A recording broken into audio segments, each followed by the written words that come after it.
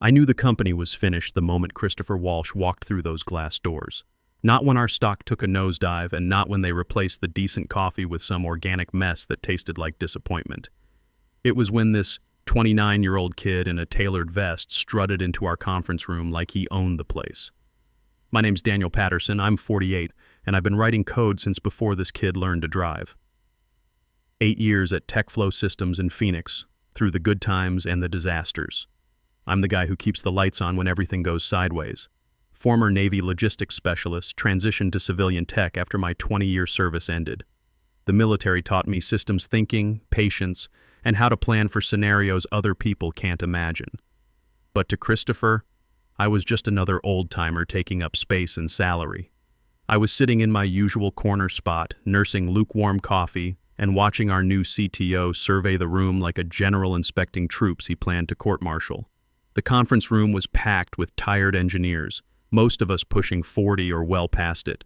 We'd survived the dot-com crash, the 2008 financial meltdown, COVID supply chain nightmares. We were battle-tested professionals. But Christopher saw dinosaurs blocking his vision of disruption. The guy had been at TechFlow exactly 3 weeks. Hired by the board after our previous CTO, a decent man named Stanley Rodriguez, took early retirement rather than deal with what he called the coming stupidity storm. Stanley had tried to warn us during his farewell lunch. They're bringing in someone young, someone who thinks experience is a liability instead of an asset. "All right, team," Christopher started, clapping his hands like we were kindergartners. "I've been reviewing our architecture, and honestly, it's a disaster. Legacy garbage from the Stone Age. We're pivoting to a cloud-native, AI-driven microservices ecosystem by Q4. He threw up a slide that looked like a football play drawn by someone having a seizure. Circles and arrows that made zero sense to anyone who actually understood how systems work. But here's the kicker. He was proposing to gut the central core of our entire logistics platform. The legacy garbage he was talking about, that was Flowcore. That was my baby. I built Flowcore during the 2021 supply chain crisis, when the rest of the world was falling apart. While shipping giants were losing billions and smaller companies were going bankrupt, my system kept us alive. We processed $150 million in transactions that year because of that code. The algorithm optimized vendor routing across 47 states, handled customs documentation for international shipments, and integrated with legacy mainframes that other companies couldn't even connect to. During those nightmare months, I was pulling 16-hour days, living on coffee and determination. Navy training kicked in. You don't abandon ship when seas get rough, you fix what's broken and keep sailing. While competitors crashed, TechFlow became the logistics company everyone wanted to partner with. "Excuse me," I said, my voice cutting through his presentation. Heads turned. I hadn't spoken in a meeting for months. "That garbage handles 85% of our vendor compliance. You delete that core and you're not pivoting, you're committing corporate suicide." Christopher turned to me with this practiced smile, the kind you learn at business school. He looked at my faded navy shirt, my graying beard, then checked his Apple Watch like my time was already up. "And you are?" He knew exactly who I was. I was the line item on the budget that nobody could explain but nobody dared cut. The developer who'd saved the company multiple times but never got invited to executive meetings. Daniel Patterson. I built the backbone you're trying to surgically remove. Christopher actually chuckled, this wet, condescending sound that made my jaw tighten. "Right, Daniel. Look, I appreciate what you did back in the day, but we're not running a museum here. We need agility. We need velocity. Your monolithic approach is holding us hostage to legacy thinking." Legacy thinking. There it was.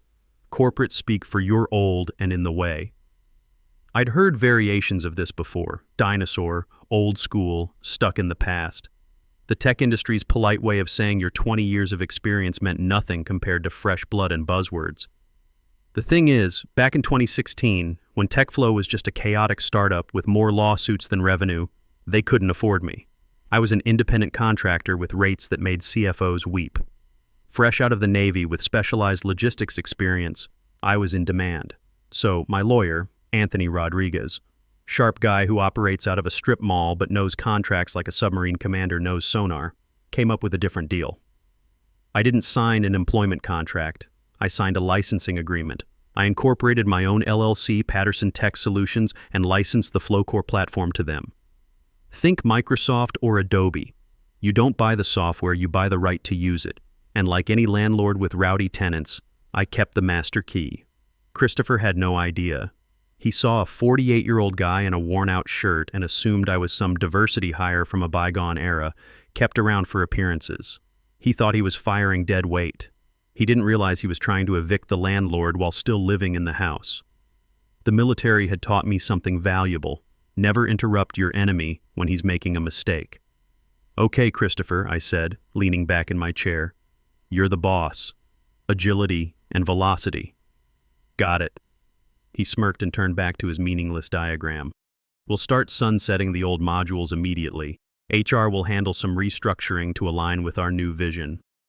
Restructuring. Corporate talk for firing people who actually know how things work. I didn't argue. Didn't throw anything, though the urge was strong. Just sat there, watching him talk about synergies and bandwidth while I checked the date on my phone. My licensing contract renewed automatically every quarter unless contested. Next payment was due in 3 days. Section 4 of my contract was crystal clear about what happens when the licensee tries to modify, reverse engineer, or disparage the software without authorization. And Section 6, that was the nuclear option. Christopher wrapped up his meeting with a "let's crush it" team and stormed out, probably to go drink a kale smoothie and update his LinkedIn with inspirational quotes about disruption. I stayed put, finishing my cold coffee while the other engineers filed out, most avoiding eye contact. One of the junior devs, a good kid named Ryan Williams, who I'd trained not to crash production servers, lingered behind. He looked over with wide eyes, the kind you see on soldiers when they realize they're walking through a minefield. "Daniel," he whispered, "you okay? He's going to cut you." I crushed my styrofoam cup and tossed it in recycling with perfect accuracy, muscle memory from years of Navy mess halls where missing the target meant kitchen duty. "Don't worry about me, Ryan, just make sure your resume's up to date, and if you see me walking out with a box this week, don't help me carry it." Ryan nodded, understanding. Smart kid. Reminded me of myself 25 years ago, except I'd had drill sergeants teaching me to read situations instead of business school professors teaching buzzword bingo. I walked back to my desk, a corner cubicle with enough privacy to work and enough visibility to watch the office politics unfold. Logged into my private admin console, not the company one. This was my personal setup, hosted on a secure server that I pay for out of my own pocket. Old Navy habit. Always maintain your own communications channel. The freeze-out started within 48 hours, subtle as black ice on a highway. First, the calendar invites disappeared. The weekly architecture sync vanished from my Outlook. Then the strategy alignment meetings. I could see them through the glass conference room, Christopher holding court, erasing my carefully drawn system diagrams and replacing them with buzzwords like holistic synergy and cloud-native mindset. It's funny how fast you become invisible in corporate America. 8 years of 70-hour weeks, 8 years of waking up at 3 a.m. to patch critical issues so the CEO could afford his lake house and his third divorce. Suddenly I was a ghost, haunting my own workplace. People I'd had lunch with for years started avoiding eye contact in hallways. They smelled death on me, and in corporate culture, getting fired is contagious. Stand too close to the condemned man and management might decide you're part of the disease. Tuesday morning, Christopher introduced the cavalry. "Team, meet Andrew Foster. He's our product evangelist, spearheading the transition to our new stack." Andrew looked like he was maybe 25, wearing spotless white sneakers that had never touched a server room floor. Fresh MBA, probably. The kind who thinks APIs are something you order at Starbucks. He walked over to my desk holding some designer coffee drink, looking like a puppy that just peed on the rug but thinks he's being helpful. "Hey, Daniel, right? Christopher mentioned you're the legacy historian. I'd love to pick your brain about the old code before we deprecate it." Legacy historian. Deprecate. Corporate speak was getting more creative. "Andrew, quick question. Do you know what a load balancer actually does?" He blinked rapidly. "Well, conceptually, we use AWS for that, right? It's all serverless now." "Serverless." I turned back to my screens. "Right. Because the cloud is magic pixie dust, not actual hardware sitting in data centers that melts if you don't optimize your database queries properly." He wandered off looking confused, probably to Google load balancer and database optimization. Poor kid was walking into a minefield with a map drawn by someone who thought explosives were decorative. The technical freeze-out accelerated. Wednesday, my access to the staging environment got revoked. Generic system email. Permissions updated by admin CW. Christopher Walsh, making sure I couldn't interfere with his masterpiece. Thursday morning, they cut my VPN access. I wasn't even angry anymore. It was textbook incompetence. You don't revoke system access from the person who built the system without understanding what that person built. Like removing the foundation while people are still living in the house. I opened my personal laptop, a backup ThinkPad that had survived 3 deployments and more coffee spills than I could count, and navigated to my real command center. Patterson Tech Solutions had its own infrastructure, its own monitoring, its own everything. I'd learned from watching other companies collapse. Never put all your eggs in someone else's basket. I checked the quarterly billing status for TechFlow Systems. The licensing fee for Flowcore was due Friday at midnight. $95,000 automatically debited from their corporate account for the past 8 years. Usually handled by the old CFO, a guy named Marcus Stevens, who actually read contracts before signing them. But Marcus had been restructured last month, replaced by someone younger, hungrier, more aligned with Christopher's vision. Someone who probably saw a $95K quarterly payment to a vendor they'd never heard of and assumed it was wasteful spending from the old regime. I refreshed the banking interface. No pending transaction. I refreshed again an hour later. Still nothing. This was it. They were going to ghost the payment. In their arrogance, they thought that since I sat in a cubicle collecting what looked like a salary, actually a retainer fee structured for tax efficiency, they owned everything I'd created. They thought firing me meant they could stop paying the vendor invoice. Military logistics had taught me something crucial. Supply chains only work when everyone understands their role. Break one link through ignorance or arrogance and the whole system collapses. I pulled up my contract, digital copies backed up in 3 locations, original signed document in a fireproof safe at home. The language was crystal clear, drafted by Anthony Rodriguez after I'd told him exactly what scenarios to protect against. Clause 3.1. Payment obligations. Failure to remit licensing fees within 24 hours of due date constitutes material breach.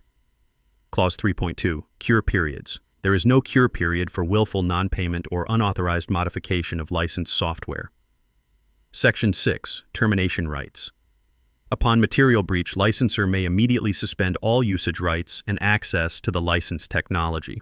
Christopher had already violated the unauthorized modification clause by trying to patch his microservices onto my core architecture without proper API keys or permissions.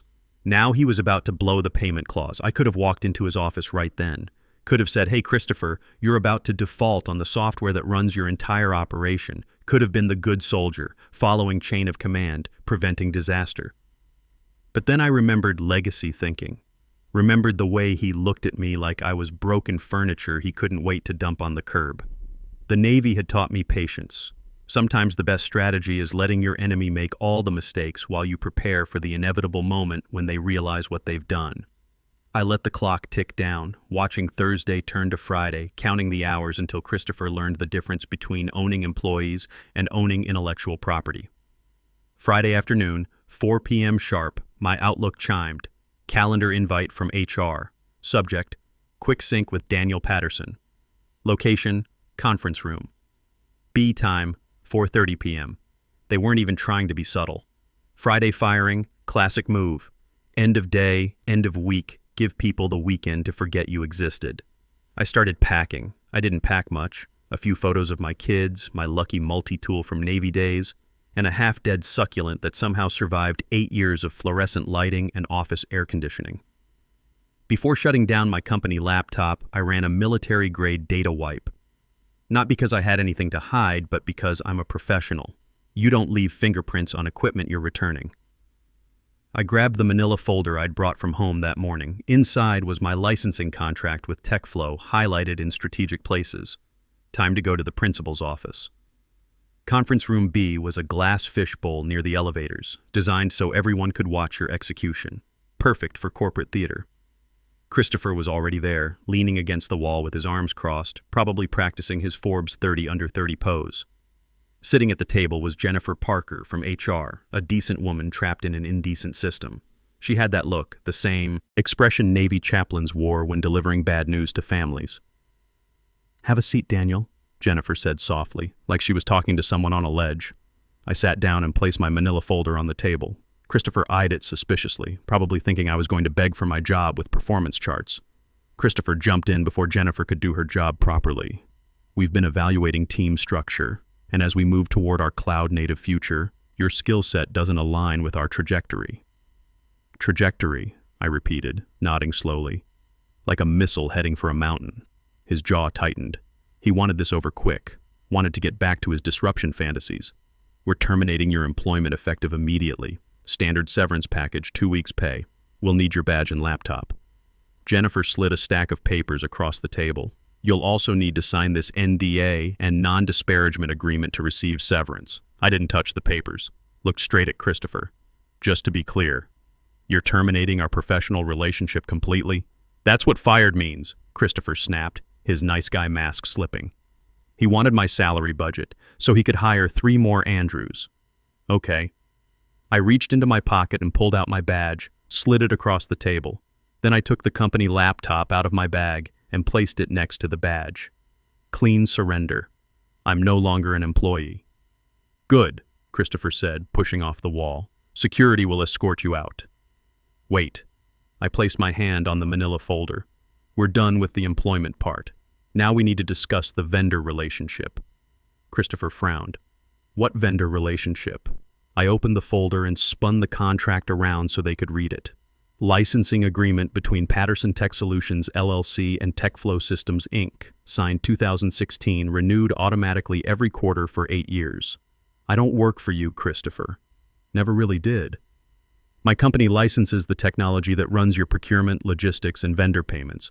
I was just part of the package. On-site support included in the premium service tier.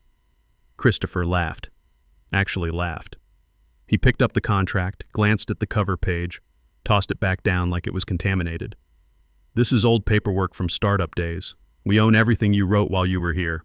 IP assignment is standard. Read section 4, I said, tapping the highlighted paragraph. All code, architecture, and algorithms remain sole property of the licensor, Patterson Tech Solutions. You get non-exclusive, revocable usage rights contingent on timely payment and adherence to usage guidelines. I watched his eyes scan the text, saw the exact moment the words hit his brain, but his worldview rejected them. Too absurd. In his universe, developers were employees, companies owned everything, and contracts were just formalities. This is, he sputtered, face turning red. You were on payroll. That voids this. Check. With legal, I said calmly. I was on retainer for 2 years, then W-2 for administrative convenience. Specific addendum, signed by your founder. IP rights never transferred. Patterson Tech still holds copyright registration with the Library of Congress. I stood up. Here's your situation, Christopher. You just fired the on-site support. That's fine. I was tired of the coffee anyway. But you also missed the quarterly licensing payment due tonight. That's material breach. I'm not paying you a dime, Christopher hissed. Okay. I walked to the door, paused. Jennifer, might want to print hard copies of payroll records. Friendly tip from someone who's seen systems go dark before. I looked at Christopher one last time. Section 6, Christopher. Look it up. Unauthorized use following breach results in immediate service suspension. You have 72 hours to cure the breach, but since you just fired the only person who knows the admin passwords, I shrugged. Get out! He yelled. I walked out past my old desk, past Andrew frantically typing buzzwords into PowerPoint, past the break room where I'd drunk approximately 8,000 cups of mediocre coffee, into the Phoenix heat that hit like a blast furnace. I lit my first cigarette in 6 months. It tasted like freedom. Drove straight to the good liquor store this time, not my usual dive with bulletproof glass, but the one with the wine-tasting corner and educated staff. Bought a bottle of bourbon that cost more than Andrew's sneakers. This was a celebration.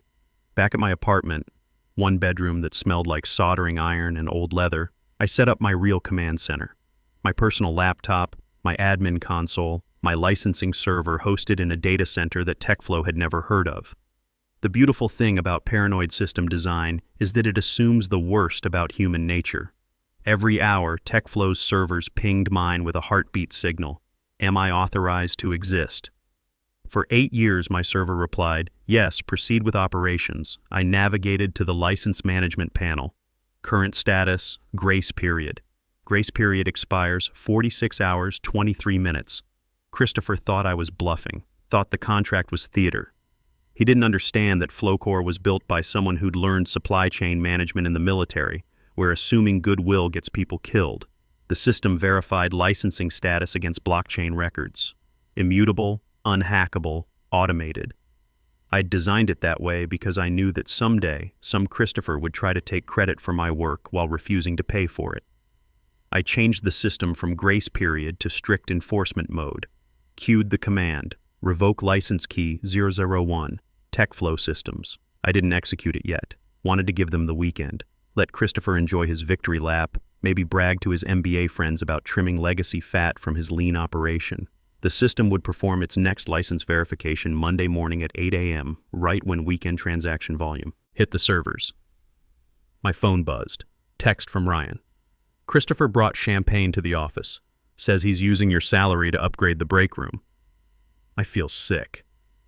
I typed back, call in sick Monday. Trust me. I poured 3 fingers of good bourbon and opened my laptop to catch up on some classic Western movies.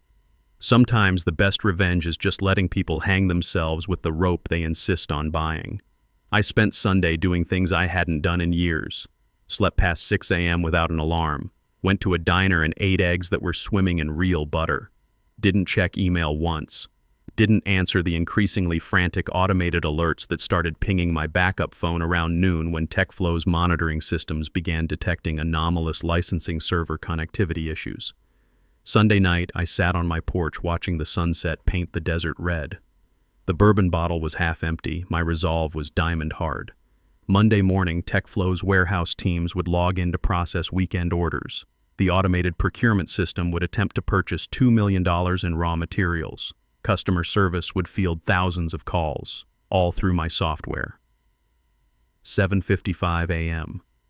Monday, I sat at my kitchen table with coffee and my laptop.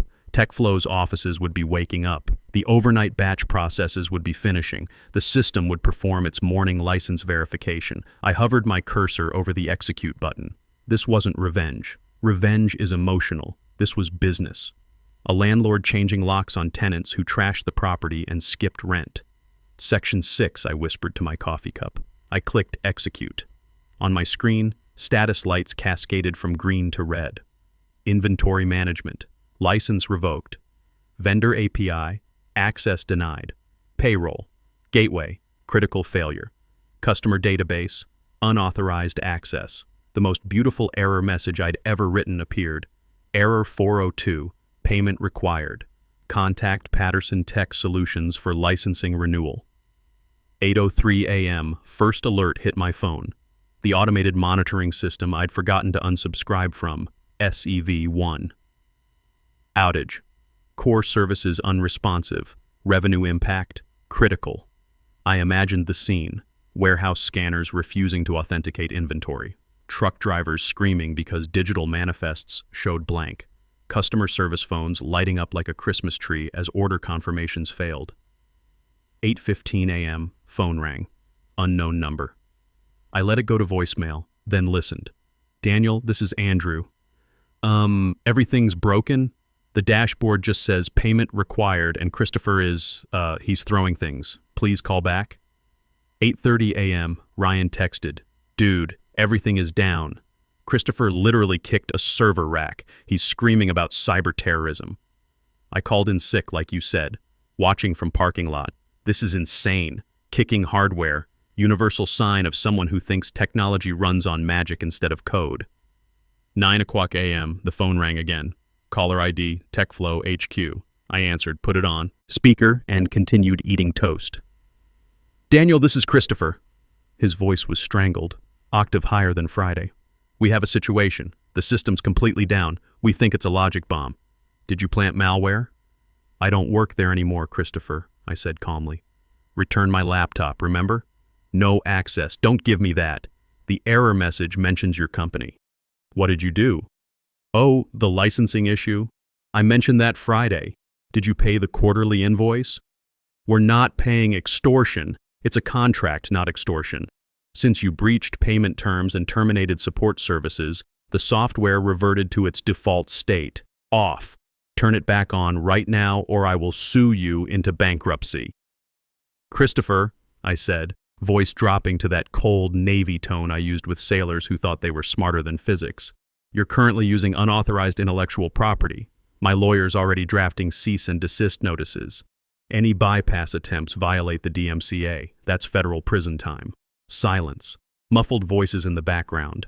Someone saying liability and SEC reporting requirements. Just fix it, he pleaded. All his arrogance evaporated. We're losing $7,000 a minute. Sounds like a Christopher problem. I'm unemployed, got plenty of time, but I don't do charity work for companies that fire me. What do you want? Put the CEO on the phone. He's in emergency board meetings. Then drag him out. In 15 minutes, the vendor payment system attempts to wire $3 million to suppliers.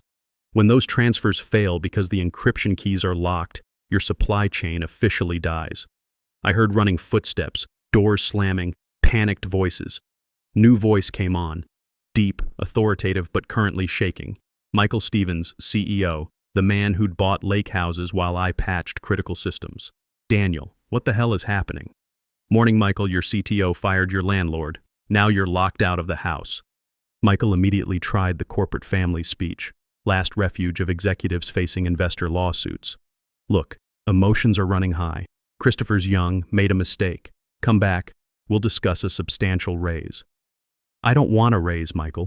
That bridge didn't just burn, it was vaporized by nuclear weapons. Then what? This is blackmail. This is a vendor dispute. You're using proprietary technology you haven't paid for. 2 options. I let silence stretch until it became unbearable. Option A. Build your own system. Christopher thinks he can create cloud-native AI magic. Go ahead. Took me 8 years to build Flowcore. Maybe he can do it in 8 days. We can't. We're dead in the water without your platform. Option B. Purchase perpetual license for the source code. You own it completely, I walk away forever. Fine. How much? $1.9 million. That's highway robbery. That's 1.3% of the revenue my code generated last year, plus a consulting fee for listening to legacy thinking insults. I won't pay it. Good luck rebuilding. Oh, and Michael? Data compliance audit initiates in 90 minutes. Unlicensed systems can't legally retain customer information. GDPR, CCPA, all that. Automatic purge to avoid violations. I was lying about the purge timeline, but they didn't know that. You built it to delete everything? I built it to be compliant. Your choice how this ends. Silence. Then, I need time. 87 minutes and counting. Sending contracts to your personal email since corporate systems are experiencing difficulties. I hung up and opened my laptop to draft the transfer documents. Property Tech Solutions LLC, license transfer and emergency system restoration, $1,900,000. Next 75 minutes were Ryan's live coverage. Legal found the original contract. General counsel asked Christopher if he went to law school or clown college. Michael screaming about calling FBI. Legal explained that since TechFlow breached first, FBI would just laugh. Christopher's in the bathroom crying. Andrew quit via text message. 11:15 a.m., phone rang. Jessica Coleman, their sharp legal counsel. Daniel, we've reviewed everything. Section 4, Section 6, IP assignment addendum, it's bulletproof. Anthony Rodriguez knows contracts. Michael's ready to sign. We need immediate restoration guarantees. Wire hits my account. I push the unlock patch within 60 seconds. Initiating wire transfer now. I refreshed my banking app. Strange feeling watching your net worth jump from comfortable retirement someday to comfortable retirement now in real time. Pending transaction, $1,900,000. Source. TechFlow Systems Inc. is confirmed, I said. Restore it. I tabbed to my terminal. Commands. Update license. Status. Perpetual. Cancel compliance while audit. Execute. 2 minutes later, Ryan texted. Green lights. Systems operational. People literally crying with relief. I didn't celebrate. Felt that familiar post-mission exhaustion.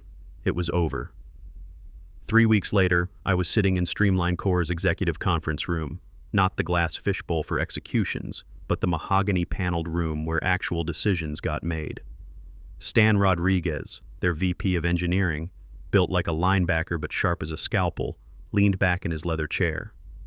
Daniel, we heard TechFlow paid you nearly $2 million to go away. Impressive. They paid for intellectual property they'd been using without proper licensing. Strictly business. Our vendor compliance system crashes daily. We heard tech flows worked flawlessly for years.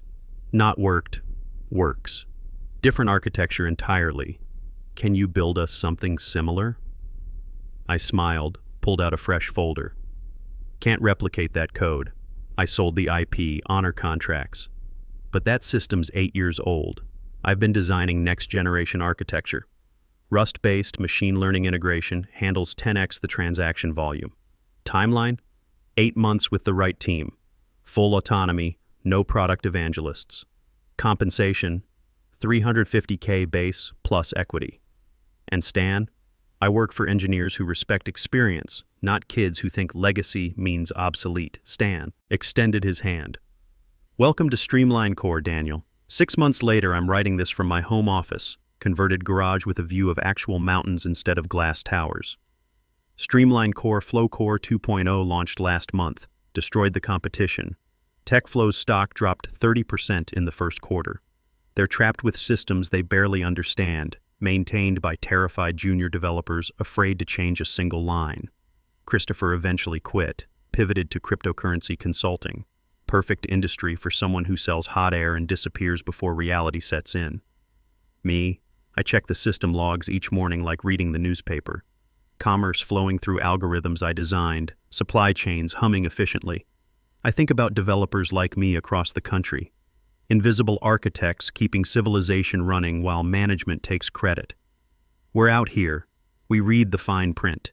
And sometimes, we own the keys to the kingdom. Next time some 29-year-old in a vest dismisses your experience as legacy thinking, remember this. Legacy code isn't obsolete. It's battle-tested. It survived because it works. And the people who wrote it? We're not dinosaurs. We're the ones who built the world these kids think they invented.